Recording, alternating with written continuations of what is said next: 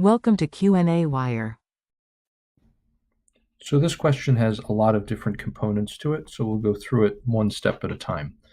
First, we see the supply, in this case for computers, goes up dramatically because of decreased costs of production.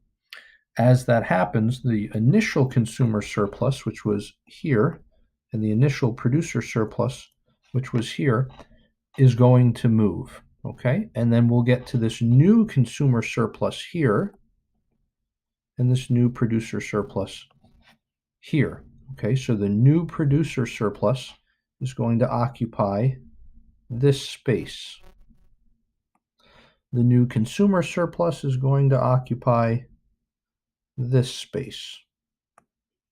So what has happened? Well, the consumer surplus has grown pretty substantially, and the producer surplus has probably grown as well. The price has definitely fallen, and the quantity has definitely increased. Now, the question of whether computers and typewriters are substitutes or complements, they are definitely substitutes. You buy one or the other, you don't buy both. So, what happens? Well, the initial consumer surplus, which was here, and the initial producer surplus, which was here, are going to shrink dramatically to the consumer surplus and producer surplus on the left. The price is going to fall and the quantity is going to fall as well. Why is all this happening? All of this is happening because the demand has fallen off dramatically. And of course, this would make the producers of typewriters quite sad.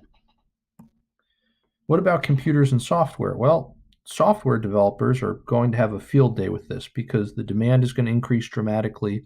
The cost of producing software goes down over time, so the supply increases as well. What is likely to happen? Well, quantity is definitely going to increase because computers and software are complements. So as people buy more computers, they're going to buy more software. What happens to the price? That depends. If all that's happening is there's an increase in demand, or if the increase in demand outstrips the increase in supply, then price goes up.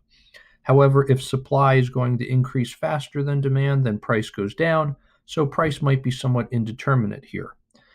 Is this going to make the producers of software happy? Absolutely, because they're going to be selling so much more software and the cost of producing software is going down over time. So they're going to make more money. So, to the last point of this question, these changes definitely do help to explain why someone like Bill Gates can become one of, if not the richest persons in the world.